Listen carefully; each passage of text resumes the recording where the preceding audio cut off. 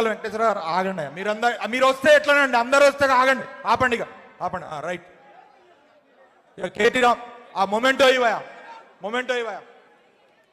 వెంకట వీరయ్య గారు కొంచెం మొమెంటో మన అందరికి తెప్పించిందే. ప్లీజ్ దయచేసి మీరు ఒక చేయాలి. ఉపేంద్ర రెడ్డి అన్న ఒక్కసారి ప్లీజ్ లేకండి అన్న. అందరూ మాజీ ఆగండి ప్లీజ్, పదండి నడవండి కదండి. ఒక్కసారి మా అందరూ మాజీ ప్రజాప్రతినిధుల తరఫున మరియు వద్దిరాజు రవిచంద్ర గారి తరఫున చేయండి. ఖమ్మం జిల్లా స్వాగతం పలుకుతా ఉందన్న మీ అందరి ఆధ్వర్యంలో. ఇప్పుడు మనల్ని అందరిని ఉద్దేశించి కేటీ రామారావు గారు ప్రసంగించవలసిందిగా కోరుతా ఉన్నా. జై తెలంగాణ.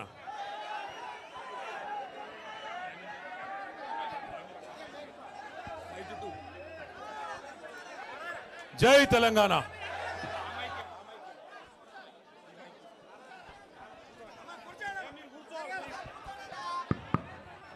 ఇది బెటర్ ఉందా? ఇది బాగుందా సౌండ్? కేసీఆర్ గారి నాయకత్వం, కేసీఆర్ గారి నాయకత్వం. ఆకలైతుందా? ముగించుకుందాం. ఇంకొక 10 నిమిషాల్లో ముగించుకుందాం. గట్టిగా ఒకసారి అందరూ జై తెలంగాణ. గౌరవనీయులు పెద్దలు, ఈరోజు ఖమ్మంలో జరుగుతున్న ఈ ప్రజాప్రతినిధుల ఆత్మీయ సన్మాన కార్యక్రమంలో అధ్యక్షత వహిస్తున్న సోదరులు, మాజీ మంత్రివర్యులు, మీ అందరికీ ఆప్తులు గౌరవనీయులు శ్రీ పువ్వాడ అజయ్ కుమార్ గారికి, అట్లాగే గౌరవనీయులు పెద్దలు రాజ్యసభ సభ్యులు వద్దిరాజు రవిచంద్ర గారికి, గౌరవ పార్లమెంటరీ పార్టీ మాజీ నాయకులు గౌరవనీయులు ఖమ్మం మాజీ పార్లమెంట్ సభ్యులు పెద్దలు శ్రీ నామా నాగేశ్వరరావు గారికి, గౌరవ మాజీ మంత్రివర్యులు కొత్తగూడెం మాజీ శాసనసభ్యులు శ్రీ వనమ వెంకటేశ్వరరావు గారికి, సత్తుపల్లి మాజీ శాసనసభ్యులు గౌరవనీయులు శ్రీ శ్రాండ్ర వెంకట వీరయ్య గారికి, పాలేరు మాజీ శాసనసభ్యులు గౌరవనీయులు శ్రీ కందాల ఉపేందర్ రెడ్డి గారికి, జిల్లా పరిషత్ మాజీ అధ్యక్షులు మధిర నియోజకవర్గ బాధ్యులు సోదరులు శ్రీ లింగాల కమల్ రాజ్ గారికి, ఇల్లెందు మాజీ శాసనసభ్యురాలు సోదరి శ్రీమతి బానోత్ హరిప్రియ నాయక్ గారికి, గౌరవనీయులు వైరా మాజీ శాసనసభ్యురాలు సోదరి శ్రీమతి చంద్రావతి గారు, అశ్వరావుపేట మాజీ శాసనసభ్యులు అన్నగారు గౌరవనీయులు శ్రీ మెచ్చా నాగేశ్వరరావు గారు, గౌరవ మరొక మాజీ శాసనసభ్యులు అన్న శ్రీ తాటి వెంకటేశ్వర్లు గారు, సోదరులు గౌరవనీయులు శ్రీ ఆర్జేసి కృష్ణ గారు, రమణ గారు, తమ్ముడు మొన్ననే గ్రాడ్యుయేట్ ఎమ్మెల్సీ ఎన్నికల్లో మీ ఆశీర్వాదంతో పోటీ చేసి కొద్ది తేడాతోనే ఓడిపోయిన శ్రీ ఏనుగుల రాకేష్ రెడ్డి గారు, అట్లాగే మన మాజీ లైబ్రరీ చైర్మన్ కొత్తగూడెం భద్రాద్రి శ్రీ దిండిగాల రాజేందర్ గారు, ఖమ్మం మాజీ లైబ్రరీ చైర్మన్ శ్రీ కమర్ గారు, ఖమ్మం అట్లాగే మాజీ డిసిసిబి అధ్యక్షులు శ్రీ కురాకుల నాగభూషయ్య గారు, గౌరవనీయులు శ్రీ ఉప్పల వెంకటరమణ గారు, గౌరవనీయులు బొమ్మెర రామ్మూర్తి గారు,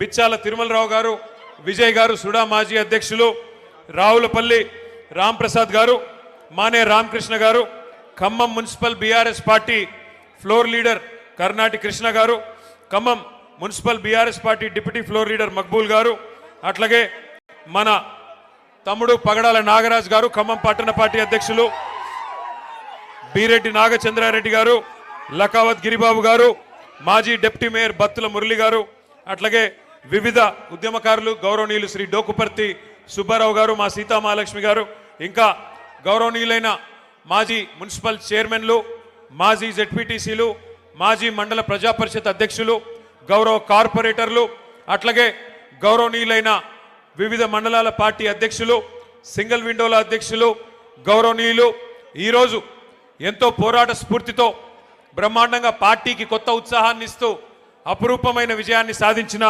మా 127 మంది సర్పంచ్ సోదరులు సోదరీమణులు, 156 మంది ఉప సర్పంచ్ సోదరులు సోదరీమణులు, వారి గట్టిగా ఒకసారి చప్పట్లు కొట్టాలి అందరం కూడా. వారితో పాటు పోటీ చేసి స్వల్ప తేడాతో ఓటమి పాలైన మా సోదరులకి సోదరిమణులకి అట్లాగే ఇందాక నామా నాగేశ్వరరావు గారు చెప్పినట్టు కొంతమంది గెలిచి కూడా ఓడిపోయిన వాళ్ళు ఉన్నారు మన పార్టీ నుండి. ఎందుకంటే గెలిచిన తర్వాత కాంగ్రెస్ పార్టీ తొండి చేసి మరి రిటర్నింగ్ అధికారులను మేనేజ్మెంట్ చేసి రీకౌంటింగ్ అని పెట్టి గెలిచిన వాళ్ళని కూడా ఓడినట్టుగా చూపెట్టిన మా తమ్ముళ్ళు కొంతమంది ఉన్నారు. మీకు అట్టే జరిగిందా? వారితో పాటు అభ్యర్థుల గెలుపు కోసం పనిచేసిన ప్రతి గులాబీ తమ్ముడికి చెల్లెలకి అక్కకి అన్నకి అందరికీ పత్రికా మిత్రులకి పేరు పేరున అందరికీ హృదయపూర్వకంగా శిరస్సు వంచి నమస్కారం. ఈరోజు ఖమ్మానికి వస్తుంటే మాకు పాలేరులో నాయకన్ గూడెం కాడ మరి మా తమ్ముళ్ళు పాలేరు నియోజకవర్గ సోదరులు పెద్ద ఎత్తున అక్కడ స్వాగతం పలికారు. ఉపేందర్ రెడ్డి గారు నాతో పాటు హైదరాబాద్ నుంచి వచ్చినారు. ఉపేందర్ రెడ్డి గారు నేను అడిగినాను, అన్న ఎట్లా జరిగింది మీ నియోజకవర్గంలో సర్పంచ్ ఎన్నిక అని. వారు ఒకటే మాట చెప్పారు, కాంగ్రెస్ ఓటమికి రంగం సిద్ధమైంది, తొందరలోనే పల్లెల్లో ప్రజలు భరతం పట్టడానికి సిద్ధంగా ఉన్నారు, తొందరలో కార్పొరేషన్లో కూడా అదే జరగబోతోంది, మున్సిపాలిటీలో కూడా అదే జరగబోతోంది. తప్పకుండా మళ్ళీ ఈ క్వార్టర్ ఫైనల్స్ లో మంచి ఫలితాలే వచ్చినాయి, సెమీఫైనల్ రాబోతోంది, ఆ తర్వాత ఫైనల్లో మాత్రం తిరిగి ఖచ్చితంగా ఖమ్మం జిల్లాలో ఈసారి 7 నుంచి 8 స్థానాలు గెలుచుకొని మళ్ళీ కేసీఆర్ గారు ముఖ్యమంత్రి కాబోతా ఉన్నారని చెప్పి పెద్దలు ఉపేందర్ రెడ్డి గారు చెప్తా ఉన్నారు. ఇది నా మాటో మీ మాటో కాదు, అక్కడ నుంచి ఇక్కడ దాకా వస్తూ ఉంటే ప్రజల స్పందన, ప్రజల హావభావాలు, వారి మాటలు ఇవన్నీ కూడా వింటా వచ్చినాను. మధ్యలో ఒక దగ్గర కొద్దిసేపు టీ తాగుదామని ఆగినాం. అక్కడ పాలేరు నియోజకవర్గం ఎంటర్ అయిన తర్వాత ఆ టోల్ గేట్కి యువతల కొద్దిసేపు ఆగినాం. ఆగితే 2-3 రైతన్నలు వచ్చారు. వచ్చి వాళ్ళ గోడు చెప్పుకుంటున్నారు పాలేరు వాళ్ళు. అన్నా మా ఎమ్మెల్యే గారు ఇప్పుడు మంత్రిగా ఉన్నారు, వ్యవసాయ మంత్రి గారు మా జిల్లా, 2 ఉన్నారు, ఉప ముఖ్యమంత్రి కూడా మా జిల్లానే, 3 మంత్రులు 3 మొనగాళ్ళు ఉన్నారు. కానీ దురదృష్టం ఒక్క యూరియా బస్తా దొరకడం లేదు. ఎవరికి చెప్పుకోవాలి, మేము ఎవరికి చెప్పుకోవాలా అని రైతన్నలు వచ్చి అడుగుతుంటే వారిని నేను ఒకటే అడిగిన, మరి మార్పు అన్నారు, మార్పు అని ఓటేశారు, బాగున్నదా మార్పు అని అడిగిన. అంటే ఏం చెప్పాలన్నా, సరే జరిగింది, పాలిచ్చే గేదెని వద్దనుకుని తన్నే దున్నపోతుని తెచ్చుకున్నాము, తప్పదు కదా, అనుభవించక తప్పదు కదా అని చెప్పారు. రైతులు కూడా బాధపడతా ఉన్నారు. ఇవాళ నేను స్పష్టంగా చూస్తా ఉన్నా, ఖమ్మం ప్రజల్లో ఒక కాంగ్రెస్ పార్టీ మీద తీవ్రమైన వ్యతిరేకత, తీవ్రమైన కోపం కనబడతా ఉంది. సహజంగా మీరు అక్కడని నేను ఇక్కడంటే ఎవరికి కనబడుతుంది స్వామి, సహజంగా ఎప్పుడైనా స్థానిక సంస్థల ఎన్నికల్లో సహజంగానే నిజానికి అధికార పార్టీకి ఎంతో కొంత అడ్వాంటేజ్ ఉంటుంది. మీకు గుర్తుండాలి, మనం అధికారంలో ఉన్నప్పుడు పంచాయతీ ఎన్నికలు పెడితే కనీసం కాంగ్రెస్ వాళ్ళు ఎన్ని గెలిచారయ్యా అంటే వేళ్ల మీద లెక్క పెట్టుకోదగ్గర సంఖ్యలో తప్ప పర్ఫార్మెన్స్ లేదు, 10% లోపల తప్ప గెలిచిందేమీ లేదు. కానీ వాళ్ళ రాష్ట్ర వ్యాప్తంగా, ఒక్క ఖమ్మంలోనో కొత్తగూడెంలోనో కాదు, రాష్ట్ర వ్యాప్తంగా కనుక చూసినట్టయితే 40% సర్పంచులు మన వాళ్ళు గెలిచారంటే ఇది మామూలు విషయం కాదు. అది కూడా 2 ఏళ్లలోపే, 2 ఏళ్లలోపు జరిగిన ఎన్నికల్లో పరిస్థితి ఇట్లా ఉంది అంటే రానున్న రోజుల్లో పరిస్థితి ఎట్లా ఉండబోతోందో మనం అర్థం చేసుకోవచ్చు. తప్పకుండా ఒకటి మాత్రం పక్కా, ఇవాళ 2 ఏళ్లలోనే ప్రజలకు అర్థమైపోయింది. ఎన్నో ఆశలు, ఎన్నో అబద్ధాలు, ఎన్నో రకాల అలవిగాని హామీలు ఇవన్నీ ఇచ్చి అధికారంలోకి వచ్చింది కాంగ్రెస్ పార్టీ. 6 గ్యారంటీలు అన్నారు, 420 హామీలు ఇచ్చారు. పక్కా నియోజకవర్గం మదిర, నాకు ఇంకా గుర్తుంది, ఆ వీడియో కూడా ఇక్కడ వేద్దామంటే స్క్రీన్ లేదు. డిప్యూటీ సీఎంగా ఉన్న ఆనాటి సిఎల్పి లీడరు, మదిర ఎమ్మెల్యేగా ఆనాడున్న బట్టి విక్రమార్క గారు ఆ రోజు అన్న మాట ఇంకా నాకు నా చెవుల్లో ఇంకా వినబడతా ఉన్నది. గ్యారంటీ కార్డులు పట్టుకొని ఆ రోజు ఆయన చెప్తా ఉన్నాడు, భద్రంగా పెట్టుకోండి, గ్యారంటీ కార్డులు భద్రంగా దాచిపెట్టుకోండి, 100 రోజుల్లో, ఇది చాలా విలువైన కార్డు, ఈ కార్డుని మరి భద్రంగా పెట్టుకుంటే 100 రోజుల తర్వాత మా గవర్నమెంట్ రాగానే 2,500 మహిళలకు ఇస్తాం, 4,000 రూపాయలు ముసలోళ్ళకి ఇస్తాం, తులం బంగారం ఇస్తాం, 2 లక్షల ఉద్యోగాలు ఇస్తాం, భద్రంగా పెట్టుకోండి కార్డు అన్నారు బట్టి గారు. మరి ఇవాళ నేను బట్టి గారిని అడుగుతున్నా, బట్టి గారు 100 రోజులు కార్డును పెట్టుకోమన్నారు, మరి ఇప్పుడు 2 ఏళ్ళు అయిపోయింది, ఇప్పుడు ఎక్కడ పెట్టుకోవాలి కార్డు? ఎక్కడ పెట్టుకోమంటావు ఇప్పుడు కార్డు చెప్పు. ఎక్కడ పోయింది నీ 2,500? ఎక్కడ పోయింది 4,000 పెన్షను? ఎక్కడ పోయింది తులం బంగారం? ఎక్కడ పోయినాయి స్కూటీలు? ఎక్కడ పోయినాయి విద్యా భరోసా కార్డులు? ఎక్కడ పోయినాయి 1,00,000 కోట్ల బడ్జెట్ బీసీలకి 42% రిజర్వేషన్లు? చెప్పుకుంటూ పోతే 420 హామీలు. ఒకటి కాదు, రెండు కాదు. సర్వభ్రష్ట ప్రభుత్వం ఇది. సర్వే సర్వత్రా అందరినీ మోసం చేసిన ప్రభుత్వం. అక్కడ మా తమ్ముళ్ళు 30% అని పట్టుకున్నారు. అది ఎవరి గురించో మీకు తెలుసు. ఒక మంత్రి కాదు, మీ జిల్లాలో అందరు మంత్రులు 30% నడిపిస్తున్నారు. Be tax 30%. ఇక్కడ పక్కన పీ ట్యాక్స్ బాంబులేటి మంత్రి గారికి ఆయన ట్యాక్స్ కూడా 30%. ఏ భూమి ఆయన దగ్గర పోయినా 30% నాకు ఇచ్చేయమని అడుగుతున్నాడు బాంబులేటి గారు. అట్లాగే ఇక్కడున్న తుమ్మల గారు కూడా ఆయన కూడా అదే పనిలో ఉన్నాడు. ఎవరికి వాళ్ళు ముగ్గురు ఇవాళ ఏ ఒక్కరు కూడా జిల్లాకి పనికొచ్చే ఒక్క పని కూడా చేయడం లేదు. ముగ్గురు మోసగాళ్ళు, మొనగాళ్ళు కాదు. ఒకటి మాత్రం వాస్తవం, ఈ ముగ్గురు మోసగాళ్ళకి అసలైన నాయకుడు ఎవడా అంటే అలీబాబా పైన ఉన్నాడు. ఇక మీరు చూస్తూనే ఉన్నారు ఆయన కథ. అయితే నోరు బారేసుకోవడం, జర్ర జర్ర జర్ర జర్ర జర్ర జర్ర జర్ర తొందరపడక నన్ను మాట్లాడండి. ముందే గొంతు బాగాలేదు, మాట్లాడండి. నేను ఒక్కసారి మీరు దయచేసి ఆలోచించాలని కోరుతా ఉన్నా. 2 ఏళ్ళు అయిపోయింది. ఎన్ని ఈస్ట్ మన్ కలర్లో సినిమాలు చూపెట్టారు. అద్భుతమైన రంగుల కళ లాంటి సినిమా. మీకు ఇది ఇస్తాం, అది ఇస్తాం, అది చేస్తాం, ఇది చేస్తాం. 2 ఏళ్లలో ఏం చేశారు ఖమ్మానికి నేను అడుగుతున్నా. ఈ జిల్లాలో కేసీఆర్ గారు 7.5 లక్షల ఎకరాలకు నీళ్ళు ఇవ్వాలని చెప్పి, గోదావరి జలాల మీద పూర్తి హక్కు ఖమ్మం జిల్లాకి దక్కాలని చెప్పి, ఎందుకంటే మీ తర్వాత కిందికి ఆంధ్ర నుంచి కిందికి సముద్రంలోకి నీళ్లు పోతాయి. తెలంగాణలో కిందేమీ లేదు ఇంకా ఖమ్మం తర్వాత, కొత్తగూడెం తర్వాత. కాబట్టి మన నీళ్లు, మన గోదావరి నీళ్లు మరి ఏవైతే పూర్తి స్థాయిలో ఖమ్మం జిల్లాకి దక్కాలో దానికోసం సీతారామ సాగర్ అనే ప్రాజెక్టును అద్భుతంగా డిజైన్ చేసి 7.5 లక్షల ఎకరాలు, కొత్తగా 3,40,000 ఎకరాల ఆయకట్టు, అట్లాగే స్థిరీకరించబడే ఆయకట్టు ఏదైతే ప్రస్తుతం కృష్ణ కింద ఉందో, ఎన్ఎస్పి కింద ఉందో దాన్ని కూడా స్థిరీకరించడానికి మరొక 3.5 లక్షల ఎకరాలకి, మొత్తం కలిపి 7.5 లక్షల ఎకరాలకి నీళ్ళిచ్చే ప్రతిపాదించే ప్రాజెక్టు సీతారామ సాగర్. ఏనుగెళ్ళింది తోక చిక్కింది అన్నట్టు 90% పనులు కేసీఆర్ గారే పూర్తి చేసినారు. చేసి చివరికి మనం దిగిపోయే నాడు డిసెంబర్ 2023లో కట్టిన ఇల్లు పెట్టిన పొయ్యి అన్నట్టుగా వీళ్ళ చేతికి తాళాలు ఇచ్చి మనం పక్కకు తప్పుకున్నాం. 2 ఏళ్ళైంది. ఏం చేశారు మరి? అశ్వారావుపేటలో ఈరోజు నిజానికి ఒక్క సీతారామ సాగర్ ద్వారా 130,000 ఎకరాలకి నీళ్ళు ఇచ్చేదానికి కేసీఆర్ గారు డిజైన్ చేశారు. సత్తుపల్లి నియోజకవర్గంలో కల్లూరు కావచ్చు, వేంసూరు కావచ్చు, పెనుబల్లి కావచ్చు, 4 మండలాల్లో 40,000 ఎకరాలకు నీళ్ళు ఇవ్వడానికి సీతారామ సాగర్ని కేసీఆర్ గారు డిజైన్ చేశారు. ఇవాళ ఇల్లెందు నియోజకవర్గంలో 20,000 ఎకరాలకు నీళ్లు రావాలి, కొత్తగూడెంలో 10,000 ఎకరాలకు రావాలి, అట్లాగే వైరా నియోజకవర్గంలో 20,000 ఎకరాలకు నీళ్లు రావాలి.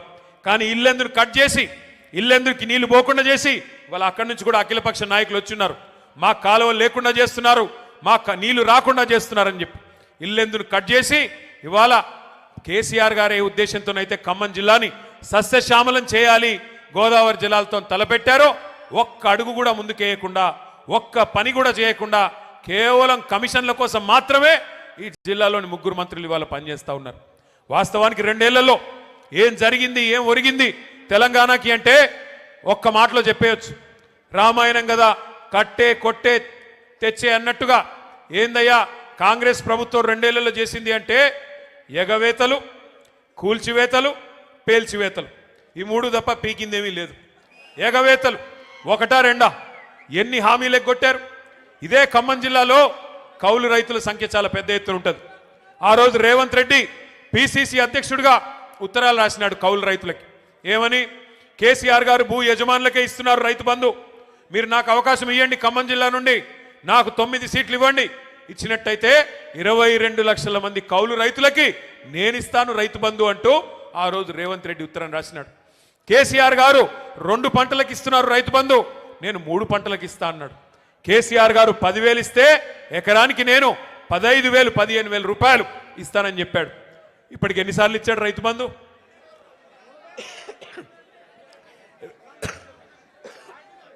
బూతులొద్దు కానీ 15,000 ఇస్తానని చెప్పి 12,000 కుదించి అది కూడా ఇప్పటికిచ్చింది ఒక్కసారి.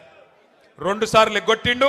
మొదటిసారి కేసీఆర్ గారు పెట్టిందే ఆ 5,000 రూపాయలు ఇచ్చాడు తప్ప ఒక్కసారి. 2 ఏళ్లలో ఈ ప్రభుత్వం రైతు బంద్ వేసింది ఒక్కసారి, అది కూడా తగ్గించి 15,000 అని చెప్పి 12,000 కుదించి అది కూడా మొన్న ఒక్కసారి వేశారు. మళ్ళీ ఇప్పుడు సంక్రాంతి పండుగ రాబోతా ఉంది. మరి ఇప్పుడు వేస్తారో వేయరో ఎవరికి తెలియదు. ఎంత దారుణం అంటే కౌలు రైతులను మర్చిపోయారు. 3 పంటలకు రైతు బంధు ఇస్తామనేది మర్చిపోయారు. 15,000 మర్చిపోయారు. రైతు కూలీలకు పెద్ద పెద్ద కానీలు చెప్పారు.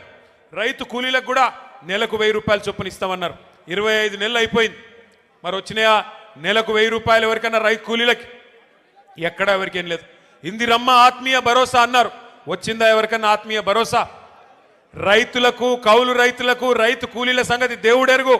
ఇవాళ షాపుల్లో యూరియా అనేది దిక్కులేదు. షాపుల్లో యూరియా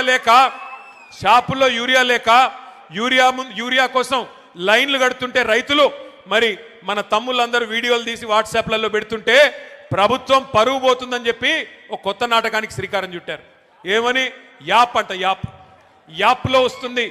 యాప్లో ఎప్పుడు వస్తుంది? షాప్లో ఉంటాయి కదా, అక్కడ షాపులోనే లేదు, యాప్లో ఎడికెళ్ళి వస్తుంది. ఇప్పుడు ఈ యాప్ కూడా పనిచేయట్లేదు.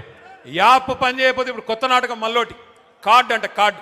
ఇక గ్యారంటీ కార్డులు అయిపోయినాయి, యూరియా కార్డు కావాలంటే ఇప్పుడు. మరి నేను అడుగుతా ఉన్నా, ఒక్కసారి ఖమ్మం జిల్లా రైతన్నలు ఆలోచించాలా. కేసీఆర్ గారు 10 ఏళ్ళు పరిపాలించినప్పుడు ఏ యాప్ అవసరం పడలేదు, ఏ కార్డు అవసరం పడలేదు. ఆటో వాడికి 4 రూపాయలు ఇస్తే బాయ్ కాడికి తీసుకొచ్చి బంగారం లాగా 6 కావాలంటే 6, 10 కావాలంటే 10 యూరియా బస్తాలు బాయ్ కాడికే వచ్చేది. మరి ఈరోజు ఈ దౌర్భాగ్యులు వచ్చిన తర్వాత, ఈ వ్యవసాయం తెలియని ముఖ్యమంత్రి గారు వచ్చిన తర్వాత, నీళ్ల గురించి కనీస అవగాహన లేని ముఖ్యమంత్రి వచ్చిన తర్వాత రైతన్నలకి ఈ కష్టం వచ్చి పడింది. నేను ఏదో దుగ్ధతోనో బాధతోనో మాట్లాడడం లేదు.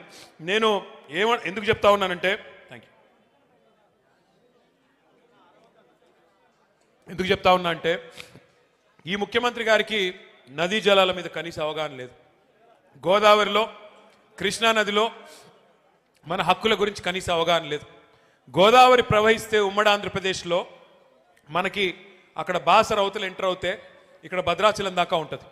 79% ఉమ్మడి ఆంధ్రప్రదేశ్లో కూడా గోదావరి పరివాహక ప్రాంతం తెలంగాణ ప్రాంతంలో ఉంటుంది.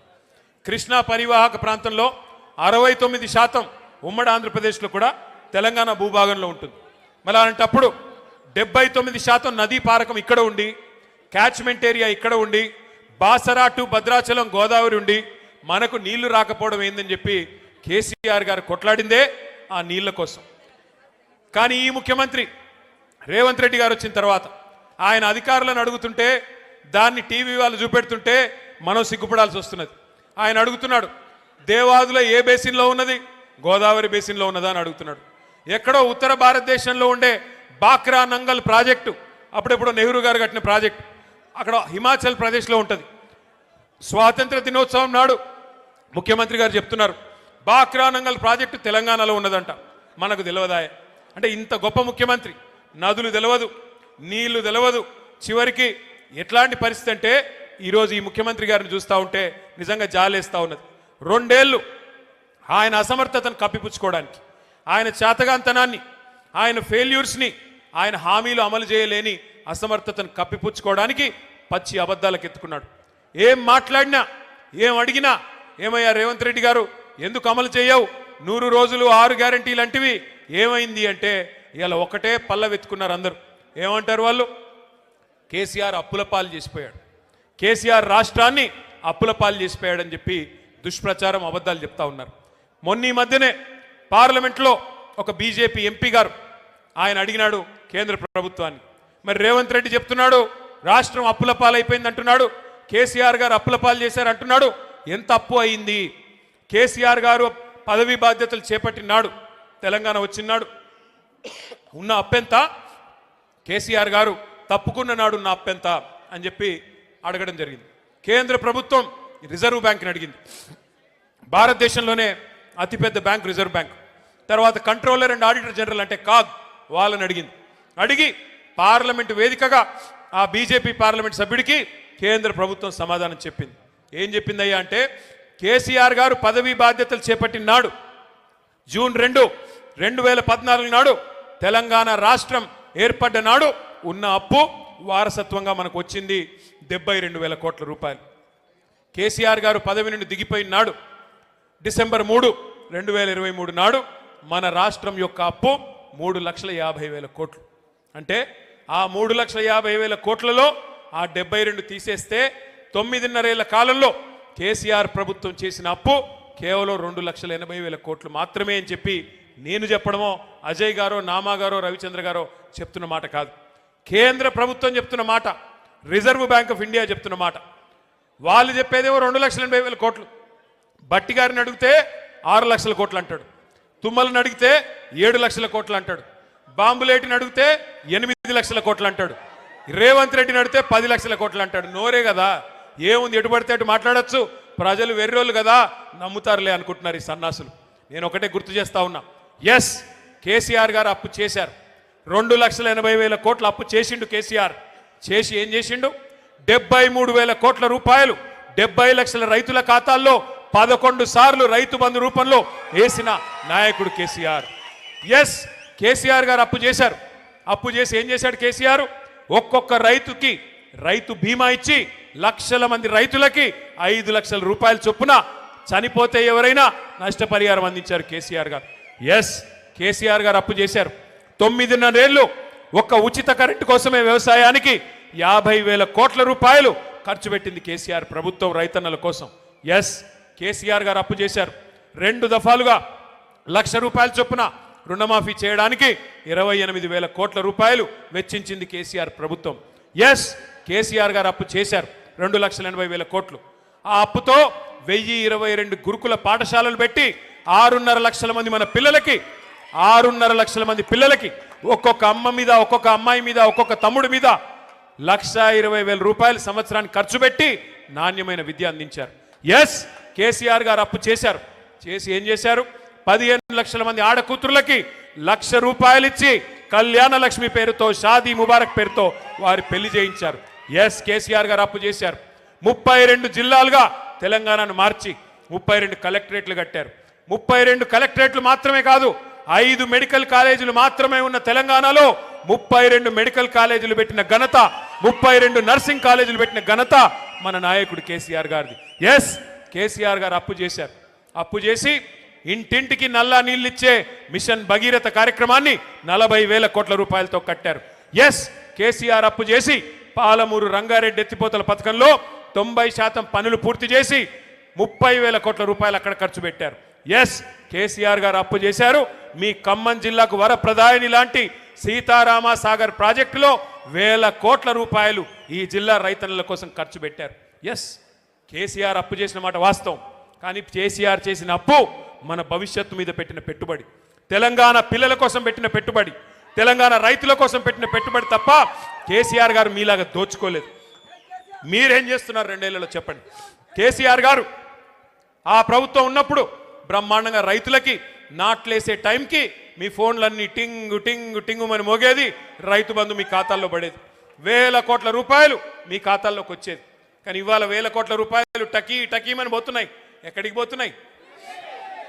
ఎక్కడికి? ఢిల్లీకి పోతున్నాయి. రాహుల్ గాంధీ గారికి సామంతరాజులు కప్పం కట్టకపోతే పోస్ట్ ఊస్టింగే కదా. నెలకి 100 కోట్లు కట్టకపోతే, 60 నెలలకు 6,000 కోట్లు కట్టకపోతే పోస్ట్ ఊస్టింగే. నెలకు ఒకసారి పోవాలి, కాళ్ళు మొక్కాలి, కప్పం కట్టాలి, పోస్టు భద్రంగా ఉందా లేదా చూసుకోవాలి. అది తప్ప ఏంది నువ్వు పీకింది అని అడుగుతా ఉన్నా రేవంత్ రెడ్డిని. 2 ఏళ్ళు బూతు మాటలు తప్ప ఏమన్నా ఒక్క మంచి పని ఎవరి కోసమన్నా ఒకరికని చేసింటే దయచేసి చెప్పమని నేను అడుగుతా ఉన్నా. ఇవాళ బూతు మాటలు అంటే చండాలమైన మాటలు, నాకు ఇష్టం ఉండదు కానీ తప్పట్లేదు. దరిద్రంగా ఆయన మాట్లాడుతుంటే మాకు ఎదురుగా ఉన్న మాకు రక్తం ఉడుకుతా ఉంది.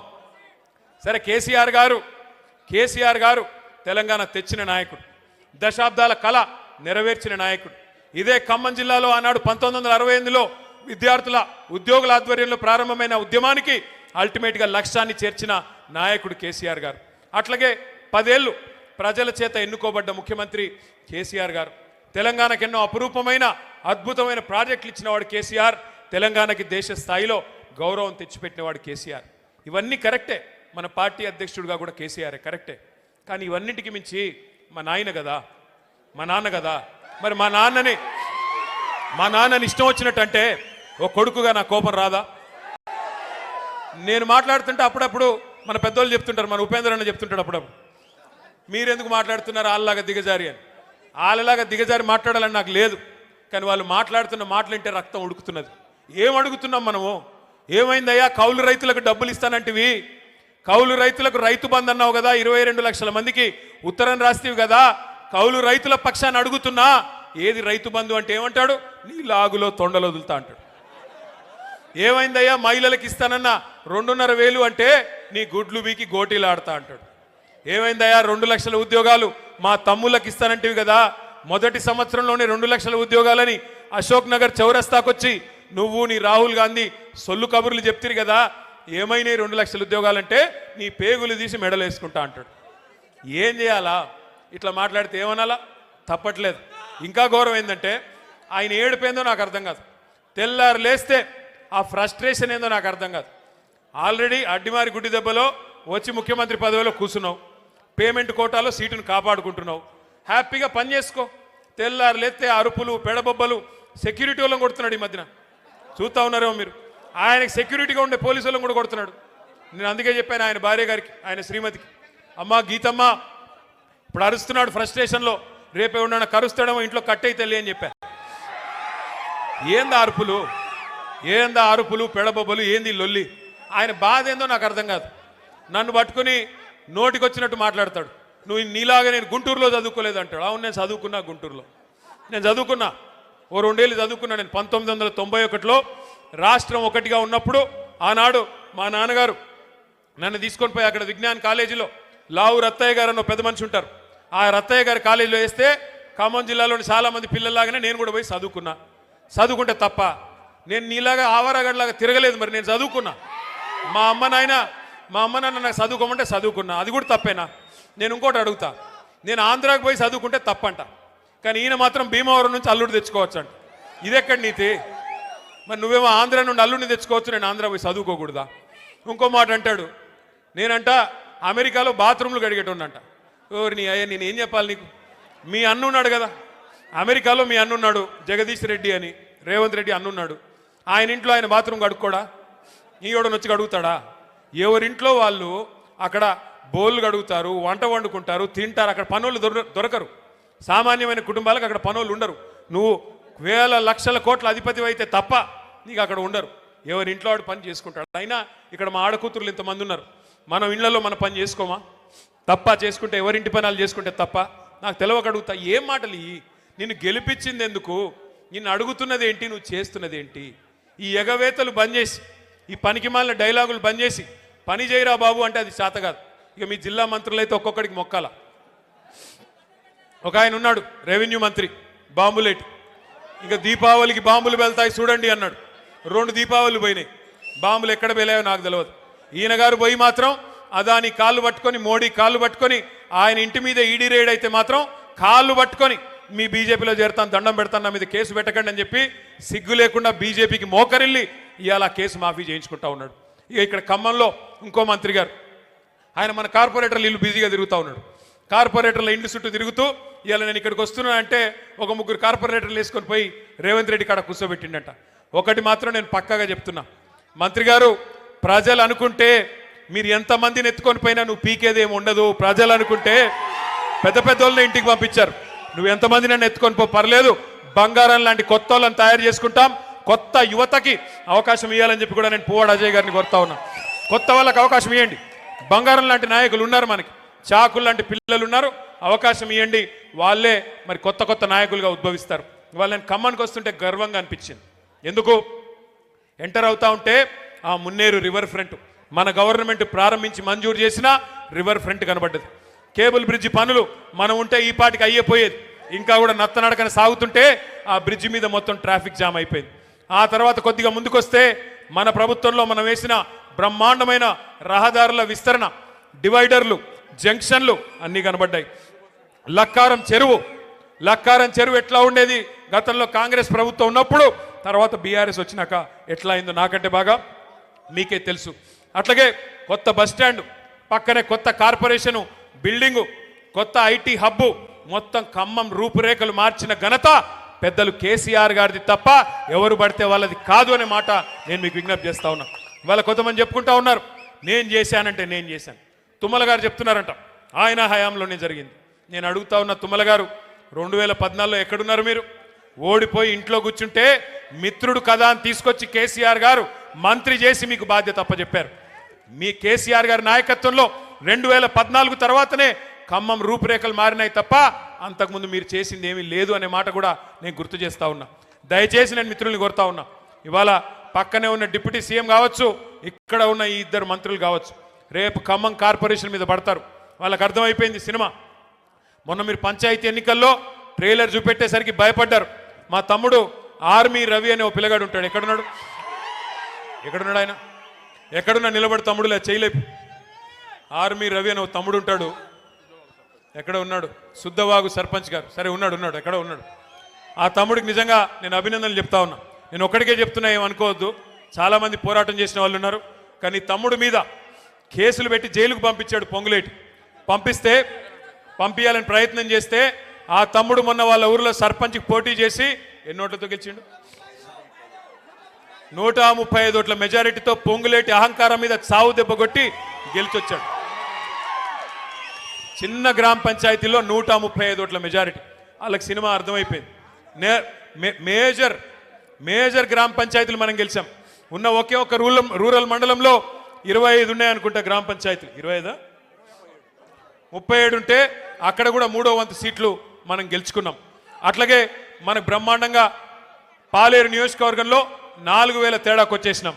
సత్తుపల్లిలో కూడా మంచి సీట్లు కూడా సాధించుకున్నాం. పెద్ద ఎత్తున అక్కడ కూడా మనకి మంచి రిజల్ట్స్ వచ్చినాయి. సత్తుపల్లిలో దాదాపు 42 పంచాయతీలు అక్కడ కూడా గెలుచుకున్నాం. కొద్దిగా వైరాలు తక్కువ వచ్చినాయి, అక్కడ కూడా ఇంప్రూవ్ చేసుకుందాం. మదిరలో కూడా ఇంకా ఇంప్రూవ్మెంట్కి స్కోప్ ఉంది. మరి రేపు తొందరలోనే మున్సిపాలిటీ కూడా రాబోతా ఉంది. వైరా మున్సిపాలిటీ, ఇల్లెందు మున్సిపాలిటీ, సత్తుపల్లి, ఈ జిల్లాలో ఖమ్మం జిల్లా కాడికి నేను చెప్పేది ఏదులాపురం, అట్లాగే మన ఖమ్మం కార్పొరేషను, ఈ ఎన్నికలన్నీ వైరా, ఇవన్నీ కూడా రాబోతా ఉన్నాయి. నేను గెలిచి వచ్చిన సర్పంచ్లకు కూడా నేను ఒకటే కోరుతా ఉన్నా, మీరెవ్వరికీ భయపడే పని లేదు. తెలుసు ఇక్కడంతా గూండారాజ్యం నడుస్తుంది ఖమ్మం జిల్లాలో. అంటారు కాంగ్రెస్ ఎమ్మెల్యేలు, కాంగ్రెస్ మంత్రులు, మీరు మా దగ్గరికి రాకపోతే, మా పార్టీలో చేరకపోతే మీకు ఇందిరమ్మ ఇండ్లు ఇవ్వమంటారు, బెదిరిస్తారు. మీకు నిధులు ఇవ్వం. అరవకరా నాయన ఆగు, నువ్వు చెప్పేది నేను చెప్తున్నా. నిధులు ఇవ్వమని బెదిరిస్తారు. నేను మీ అందరికి ఒకటే విజ్ఞప్తి చేస్తా ఉన్నా, మనకి ఎవ్వడి మెహర్బానీ అవసరం లేదు. మీకు రక్షణగా గెలిచిన సర్పంచ్లకి మీకు రక్షణగా ఉండేది డాక్టర్ బాబాసాహెబ్ అంబేద్కర్ రాసిన రాజ్యాంగమే మీకు రక్షణ అనే మాట నేను విజ్ఞప్తి చేస్తా ఉన్నా. రాజ్యాంగంలో అంబేద్కర్ గారు స్పష్టంగా రాశారు, భారతదేశంలో 5 అంచెల్లో ప్రభుత్వాలు ఉంటాయి. పైన కేంద్ర ప్రభుత్వం, కొద్దిగా కిందికి వస్తే రాష్ట్ర ప్రభుత్వం, ఆ తర్వాత జిల్లా స్థాయిలో జిల్లా పరిషత్తు, దాని కిందికి వస్తే మండల పరిషత్తు, మున్సిపాలిటీలు, కింద గ్రామ పంచాయతీలో సర్పంచ్ గారు. గ్రామ పంచాయతీ సర్పంచ్ పవర్ ఏంటి అంటే, రాష్ట్రానికి ముఖ్యమంత్రి ఎట్లానో అట్లాగే గ్రామ పంచాయతీకి సర్పంచ్ కూడా అదే పవర్ ఉంటుంది. మీరు ఎవరికి భయపడాల్సిన పని లేదు. ఫైనాన్స్ కమిషన్ ఇచ్చే డబ్బులు మీకు రాజ్యాంగబద్ధమైన హక్కుగా ఎవరి మెహర్బానీ కానీ ఇంకోటి కానీ అవసరం లేకుండా డైరెక్ట్గా పంచాయతీల ఖాతాల్లోకి రావాలి. ₹1 ఫైనాన్స్ కమిషన్ డబ్బులు విడుదలైతే అందులో 85% డైరెక్ట్గా గ్రామ పంచాయతీ అకౌంట్లోకి వస్తాయి. ఒక 10% మీకు మండల పరిషత్ అకౌంట్లోకి, 5% జిల్లా పరిషత్ అకౌంట్లోకి వస్తాయి. అట్లా ₹1 సద్వినియోగం కావాలి. కేసీఆర్ గారి ప్రభుత్వం ఉన్నప్పుడు ₹1 ఫైనాన్స్ కమిషన్ వాళ్ళు రిలీజ్ చేస్తే మరొక ₹1 మనం రాష్ట్ర ప్రభుత్వం నుండి రిలీజ్ చేసి పల్లె ప్రగతి అనే కార్యక్రమానికి శ్రీకారం చుట్టి నెల టంచన్గా డబ్బులు ఇచ్చేవాళ్ళం. అందుకే భారతదేశంలో ఉత్తమ పంచాయతీలు ఎక్కడున్నాయి టాప్ 20 అని తీస్తే 20కి 20 కూడా మన తెలంగాణలో ఉన్నాయని చెప్పి కేసీఆర్ గారి ప్రభుత్వంలో ఆనాడు కేంద్ర ప్రభుత్వం కూడా అవార్డులు ఇచ్చింది.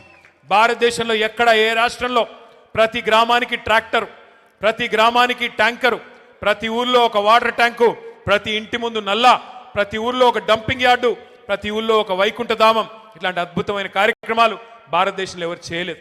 హరితహారం లాంటి కార్యక్రమం భారతదేశంలో ఎక్కడా చేయలేదు. అందుకే కేసీఆర్ గారి నాయకత్వంలో అటు పల్లెలు బాగు చేసుకున్నాం, ఇటు పట్టణాలు బాగు చేసుకున్నాం, సర్వత్రా అభివృద్ధి సాధించాం. కానీ ప్రజలు ఒక ఒరవడిలో మీరేమనుకున్నారంటే ఖమ్మం జిల్లా వాళ్ళు చాలామంది, నేను చెప్పేది నిజమా కాదా చెప్పండి, మీరు నేను చెప్పేది నిజమా కాదా ఒకసారి ఆలోచించి చెప్పండి. ఏమనుకున్నారు మీరంటే పోతే గీతే మా ఒక్క ఎమ్మెల్యే పోతాడు, కేసీఆర్ గారు అయితే ఉంటారు కదా అనుకున్నారు. అవునా అనుకున్నారు? నిజమేనా?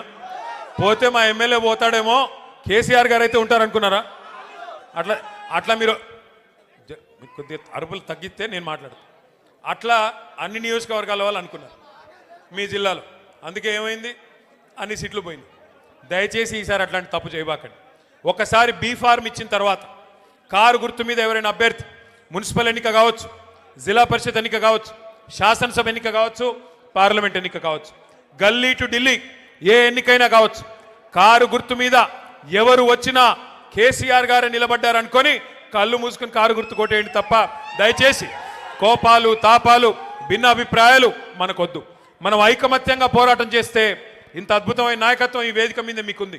అన్ని కులాలు, అన్ని మతాలు, అన్ని సీనియర్లు ఉన్నారు, జూనియర్లు ఉన్నారు, అందరూ ఉన్నారు. కాబట్టి మనం గట్టిగా ఐకమత్యంగా పనిచేస్తే ఖచ్చితంగా వచ్చే శాసనసభ ఎన్నికల్లో 7-8 సీట్లు ఉమ్మడి ఖమ్మం జిల్లాలో తప్పకుండా గెలుస్తామన్న విశ్వాసం నాకుంది. దయచేసి కాకపోతే నేను మిమ్మల్ని కోరేది, మనం తొందరలోనే మున్సిపల్ ఎన్నికలు ముగిసిన తర్వాత సభ్యత్వ నమోదు కార్యక్రమం, కొత్త కమిటీల ఏర్పాటు అవన్నీ కూడా ఉంటాయి.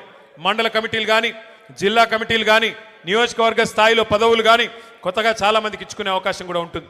దయచేసి అందరం కూడా పెద్దలు కేసీఆర్ గారి ఆలోచన మేరకి ఈ సంవత్సరం మొత్తం కూడా 26వ సంవత్సరంలో ఒకవైపు ప్రజల కోసం పోరాటాలు చేస్తూనే మరొక వైపు పార్టీ నిర్మాణం మీద దృష్టి పెట్టి ముందుకు పోదామని చెప్పి మీ అందరికీ విజ్ఞప్తి చేసుకుంటూ, ఇప్పటికీ ఆకలి అవుతున్నట్టుంది మీ అందరికీ, ఎంతకంటే ఎక్కువ మీ ఓపికకి పరీక్ష పెట్టకుండా ఒక్క నిమిషం దయచేసి సర్పంచుల సన్మానం ఇది. మీరు సర్పంచులు కాని వాళ్ళందరూ ఎక్కడో అక్కడ కూర్చోవాలా. సర్పంచులు సన్మానం అయిన తర్వాత మిగతా వాళ్ళని కలుద్దాం. దయచేసి ఓపికగా సహకరించాలని చెప్పి కోరుతూ మళ్ళీ ఒకసారి పేరున మీ అందరికీ నమస్కారాలు తెలియజేస్తూ జై తెలంగాణ. దయచేసి మీరు కూర్చోవాలి, అందరూ మీరు కూర్చోవాలి. మేము నియోజకవర్గ వారీగా సర్పంచులను